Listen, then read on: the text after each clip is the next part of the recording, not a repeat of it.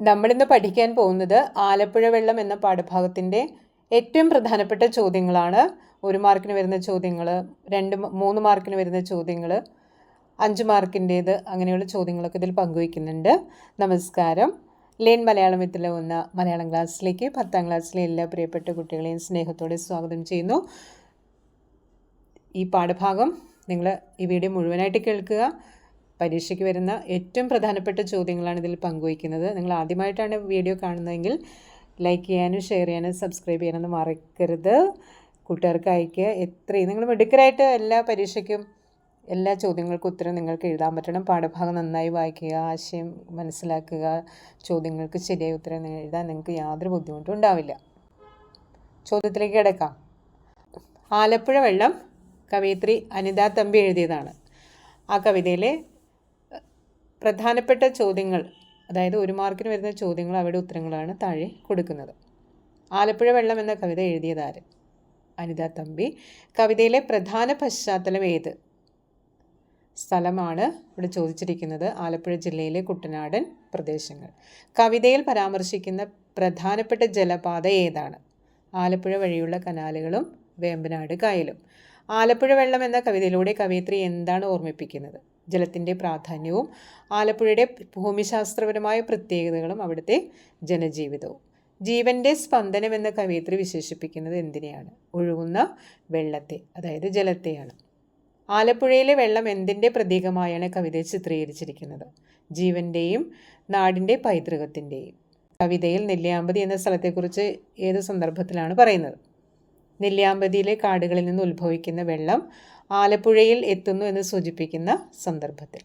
പുഴയെന്നാൽ വെറും പുഴയല്ല, പുഴയെന്നാൽ ജീവിതം. ഈ വരികളുടെ ആശയം എന്താണ്?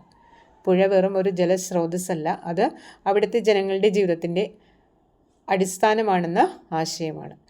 കവിതയിലെ വെള്ളത്തിന് എന്ത് നിറമാണ് കവയിത്രി നൽകുന്നത്? തെളിഞ്ഞ, ചിലപ്പോൾ ചെളി കലർന്ന, എന്നാൽ ജീവനുള്ള നിറം എന്നാണ്.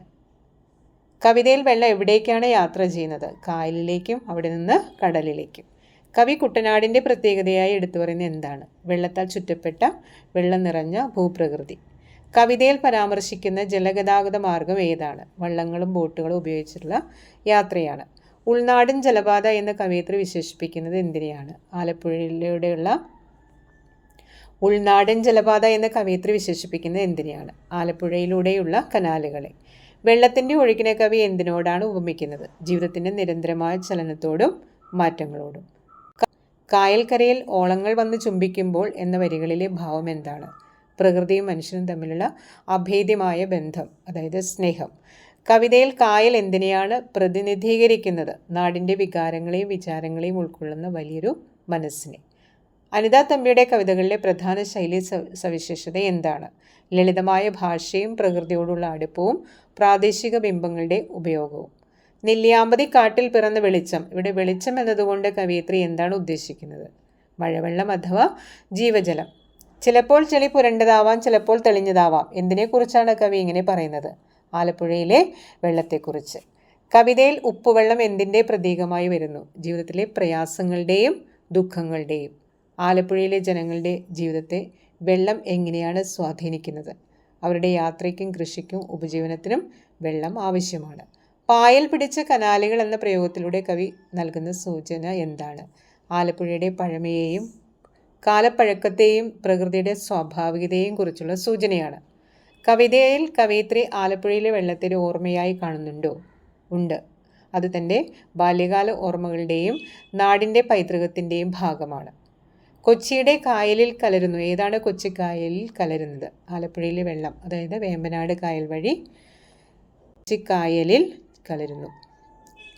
കവിതയുടെ അവസാനം വെള്ളത്തിന് എന്ത് ഭാവമാണ് നൽകുന്നത്? കടലുമായി ചേരുന്ന വിശാലമായ ലോകത്തിലേക്ക് ഒഴുകി നീങ്ങുന്ന ഭാവം.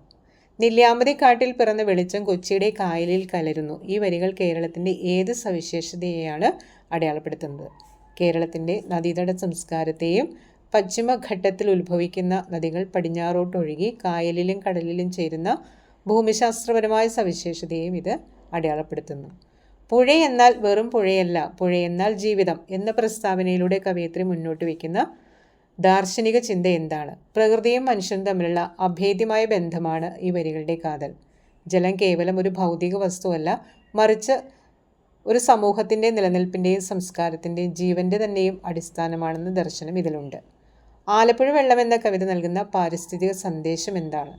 ജലം സംരക്ഷിക്കേണ്ടതിൻ്റെ ആവശ്യകത, ജലസ്രോതസ്സുകളുടെ പ്രാധാന്യം, പ്രകൃതി വിഭവങ്ങളെ ചൂഷണം ചെയ്യാതെ നിലനിർത്തേണ്ടതിൻ്റെ പ്രാധാന്യം എന്നിവയാണ് കവിത നൽകുന്ന പ്രധാന പാരിസ്ഥിതിക സന്ദേശങ്ങൾ.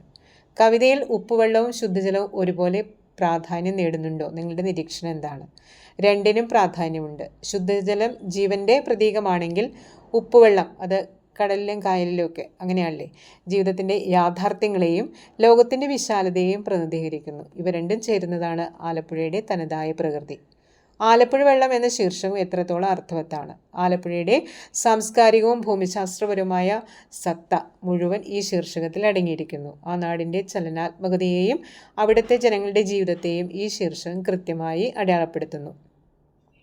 പായൽ പിടിച്ച കനാലുകൾ എന്ന ബിംബം കവിതയ്ക്ക് നൽകുന്ന സൗന്ദര്യം എന്താണ്? ഇത് ആലപ്പുഴയുടെ തനിമയെയും പഴമയെയും സൂചിപ്പിക്കുന്നു. മനുഷ്യൻ്റെ ഇടപെടലുകൾക്കപ്പുറം പ്രകൃതിയുടെ സ്വാഭാവികമായൊരു സൗന്ദര്യം ഈ ബിംബത്തിലൂടെ കവിതയിൽ ആവിഷ്കരിക്കപ്പെടുന്നു.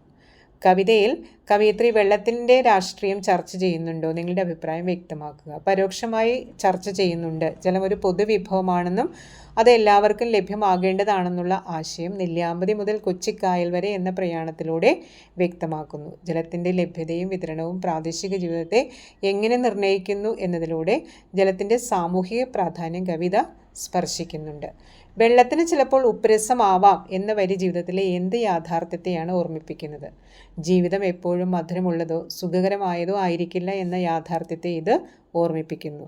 ജീവിതത്തിൽ സുഖദുഃഖങ്ങളും പ്രതിസന്ധികളും ഉണ്ടാകാം. ഉപ്പുവെള്ളം കയ്പിൻ്റെയും പ്രയാസങ്ങളുടെയും പ്രതീകമാണ്. ആലപ്പുഴ വെള്ളം എന്ന കവിതയിലൂടെ അനിത തമ്പി മുന്നോട്ട് വെക്കുന്ന പ്രാദേശിക ചരിത്രബോധം എന്താണ്? ആലപ്പുഴയുടെ കനാലുകളും ജലഗതാഗതവും അവിടുത്തെ വാണിജ്യ ചരിത്രവുമായി ബന്ധപ്പെട്ടതാണ്. കവിത ഈ ജലപാതകളെ കേവലം ഒഴുക്കുകളായി കാണാതെ ഒരു നാടിൻ്റെ വികസനത്തിൻ്റെയും സംസ്കാരത്തിൻ്റെയും ഭാഗമായ ചരിത്രപരമായ ഓർമ്മകളായി അവതരിപ്പിക്കുന്നു. ജീവൻ്റെ സ്പന്ദനമെന്ന് വെള്ളത്തെ വിശേഷിപ്പിക്കുമ്പോൾ കവയിത്രി ഊന്നൽ നൽകുന്ന ആശയം എന്താണ്? വെള്ളമില്ലാതെ ജീവനില്ല എന്ന അടിസ്ഥാന ശാസ്ത്ര സത്യത്തെക്കാളുപരി വെള്ളത്തിൻ്റെ ചലനാത്മകതയെയും അത് നൽകുന്ന ഊർജത്തെയും പ്രകൃതിയിലെ എല്ലാ ജീവജാലങ്ങളെയും നിലനിർത്തുന്ന ശക്തിയെയുമാണ് കവയിത്രി ഇവിടെ ഉദ്ദേശിക്കുന്നത്. കവിതയിലെ ഭാഷാപരമായ പ്രത്യേകതകൾ എന്തൊക്കെയാണ്? കവിതയിലെ ആലപ്പുഴ, അതായത് കുട്ടനാടൻ പ്രദേശങ്ങളിലെ സംസാര ഭാഷയോട് ചേർന്ന് നിൽക്കുന്ന ലളിതമായ വാക്കുകളും പ്രയോഗങ്ങളും ഉപയോഗിച്ചിരിക്കുന്നു. ഇത് കവിതയ്ക്ക് കൂടുതൽ തനിമയും വായനക്കാരന് എളുപ്പത്തിൽ ഉൾക്കൊള്ളാൻ കഴിയുന്ന ഒരു ഭാവവും നൽകുന്നു. ഇനി അടുത്തതായി കൂടുതൽ വിശദീകരിച്ചിട്ടുള്ള ചോദ്യങ്ങളാണ് തരുന്നത്. വീഡിയോ നിങ്ങൾ മുഴുവനായിട്ട് കാണുക. ഏറ്റവും പ്രധാനപ്പെട്ട ചോദ്യങ്ങളാണ് നിങ്ങൾക്കിതിലൂടെ പങ്കുവയ്ക്കുന്നത്.